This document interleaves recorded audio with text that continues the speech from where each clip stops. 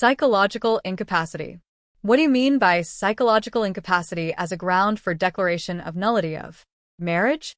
In the Supreme Court decision entitled Hernandez v. Court of Appeals and Hernandez, Gr. Number 126010, December 8, 1999, 320 SCRA 76, citing Santos v. Court of Appeals, psychological incapacity was defined as follows.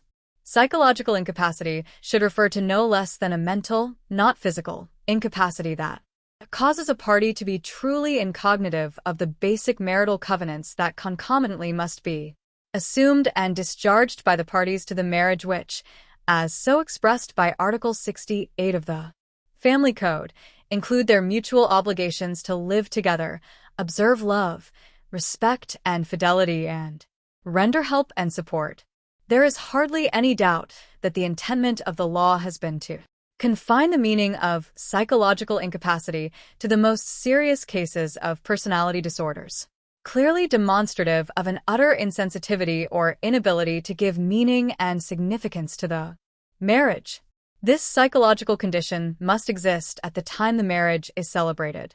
The law does not evidently envision, upon the other hand, an inability of the spouse to have sexual relations with the other. This conclusion is implicit under Article 54 of the Family Code, which considers children conceived prior to the judicial declaration of nullity of the void marriage to be legitimate. The other forms of psychoses, if existing at the inception of marriage, like the state of a party being of unsound mind or concealment of drug addiction, habitual alcoholism, homosexuality, or lesbianism, merely renders the marriage contract voidable pursuant to Article 46, Family Code. If drug addiction, habitual alcoholism, lesbianism, or homosexuality should occur only during the marriage, they become mere grounds for legal separation under Article 55 of the Family Code. These provisions of the Code, however, do not necessarily preclude the possibility of these various circumstances being themselves, depending on the degree and severity of the disorder, indicia of psychological incapacity.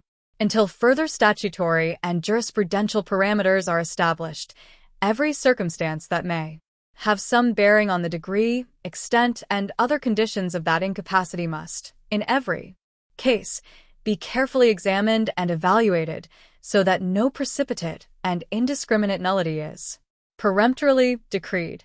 The well-considered opinions of psychiatrists, psychologists, and persons with expertise in psychological disciplines might be helpful or even desirable. Further, the Supreme Court cited Republic of the Philippines versus Court of Appeals, to wit, the root cause of the psychological incapacity must be a.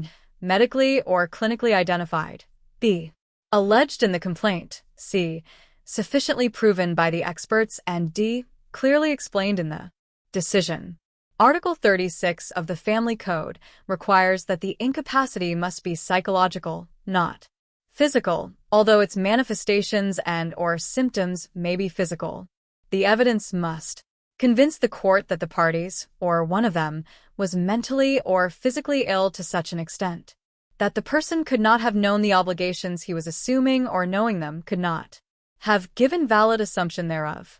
Although no example of such incapacity need be given here so as not to limit the application of the provision under principle of e justum generis, citing Salida v.